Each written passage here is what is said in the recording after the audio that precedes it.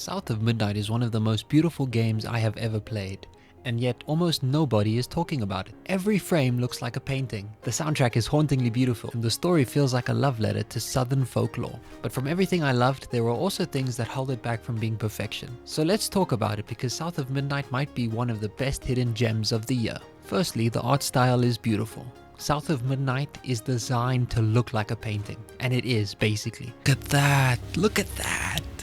Wow! The swamps, the burrows, the bottles, the trees, the folklore-inspired environments make the world feel alive. Even the smallest interactions, like the burrowed animals having a tea party, make it feel handcrafted with care. The game is truly beautiful. It's one of the most exceptionally beautiful games I've ever played in my life. And the keyword there being exceptional. Why? Because it's an exception to the rule of most games these days looking just realistic and hyper-realistic, when my computer can barely handle running those games. It's very unfortunate. It's very sad, actually. But anyway. Next, I briefly want to touch on the soundtrack as well as the sound design. The soundtrack fits perfectly. It's haunting, magical, and soulful. Every separate stage has its own unique, interesting sound to it, and the sound design is on point. It adds so much immersion. The swamp ambience, the creature sounds, the environmental detail, that's the key word here. The detail put into this game is just something I haven't seen before, or I haven't seen in a long time, let me say. So much care, so much detail, so much love was put into this game. It's truly just such a beautiful game. I love it so much. And that, my friends, brings us onto the story. The story is near perfect, but it's slightly predictable for my liking. Hazel is a solid character, but she's very one-dimensional. She's a very moody teenager. She's just moody because she can be. She doesn't like her mom because she can. There's no real depth to that. Yeah, the mom isn't there much, but Hazel's main central arcing character is mostly defined by her envy, maybe, towards her mom. She has a slight envy, but that's not really ever fully explored, in my opinion.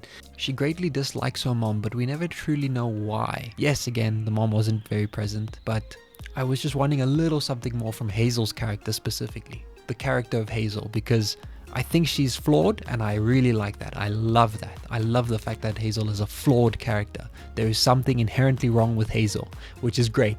We need more things wrong with women in media. Yeah. But my main point on that is that Hazel's mom is an interesting plot device. She moves the plot forward. Hazel's constantly trying to look for her mom, and it allows the story to go. Once the story gets going, it flows. It flows beautifully. It flows amazingly. Magical. It's magical. That's the best word to put it. Magical. Why is it magical? It's magical because we're able to see the stories. The stories is where this game really shines. The stories, the care you can see.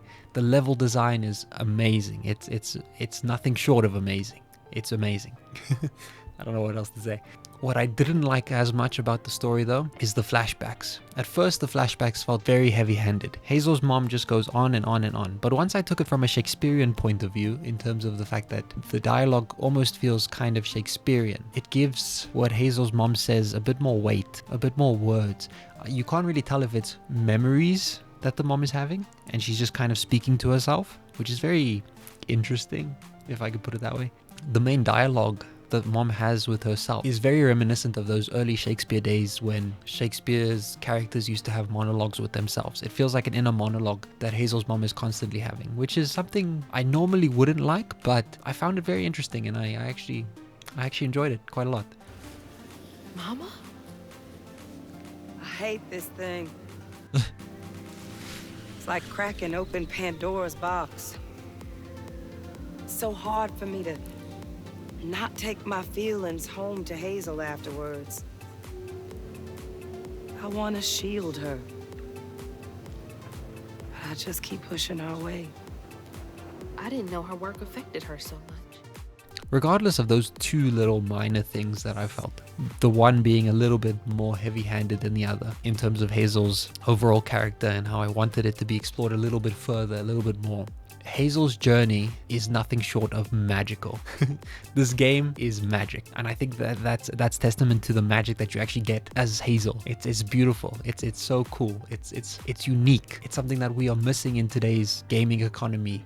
In today's world, people are too often complaining about how we don't have original stories, how we just constantly remake things. Movie studios constantly remake, or remaster in terms of gaming. Remaster, remake. There's never a sense of uniqueness. And this game is one of the most unique, original games I have ever played. It's so, I don't have the words to explain how amazing it is. It's just magical.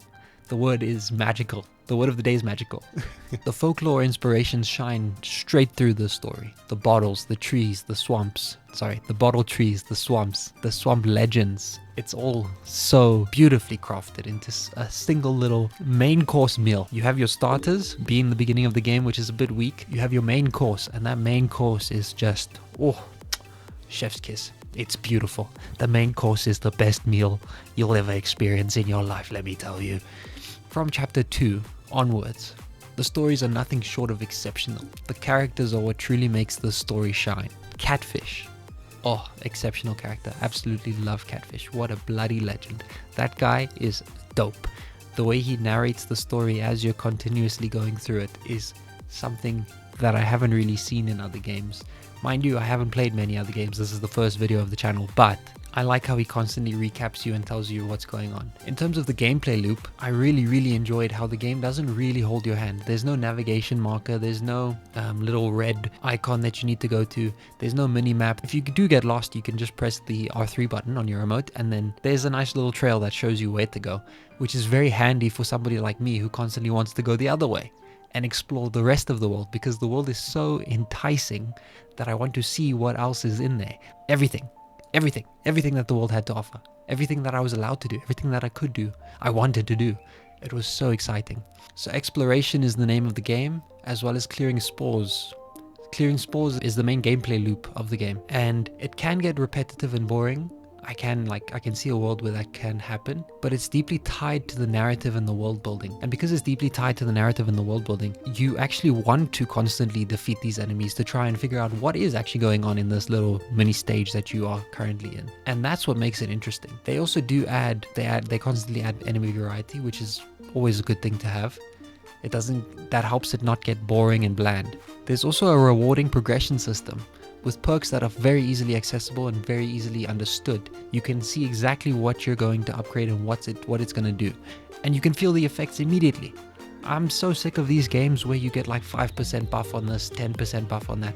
I love the skill tree that's on offer here. It's simple, straight to the point, and it's effective. The new abilities that you unlock, they feel impactful, they feel relevant. As soon as you unlock an ability, you experiment with it, you fiddle around, you have some fun. When last did you have fun in a video game? Like, what?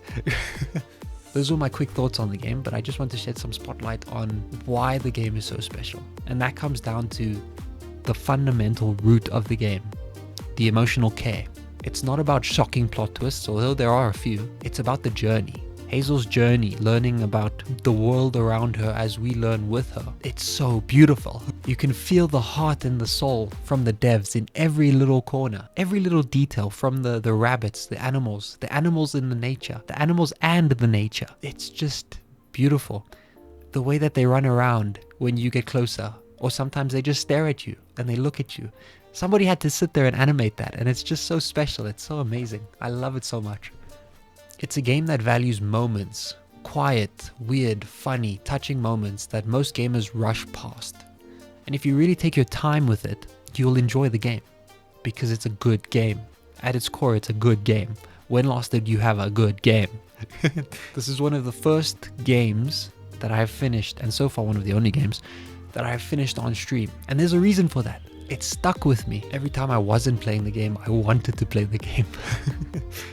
I originally started the streaming thing by playing different games each day, but then I quickly realized, no, there's one game and one game only that I wanted to finish, and that was this game. I wanted to see where it went. I wanted to see how it unfolded in front of my eyes, and it was so beautiful.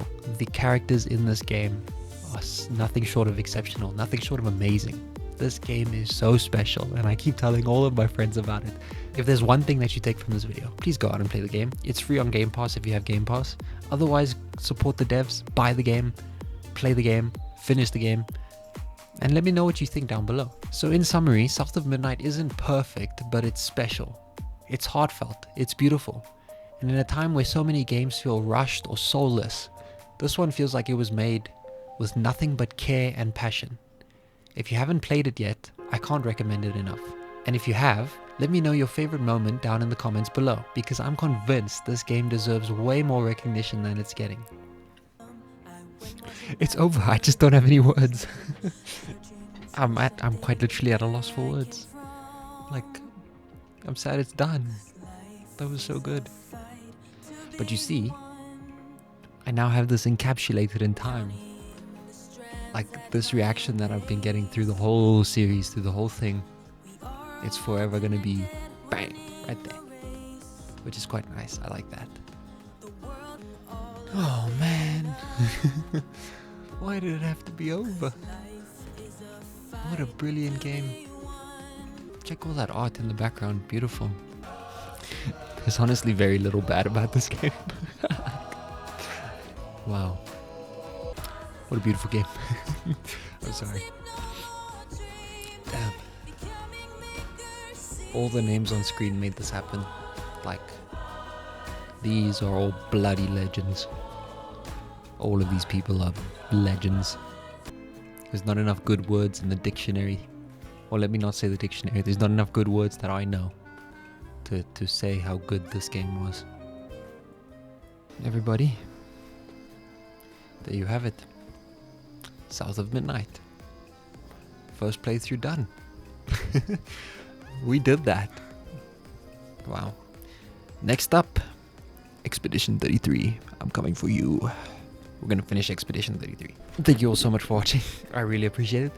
I will see you all next time. Thanks, guys. Bye. Peace. Oh, peace. I don't know. Peace.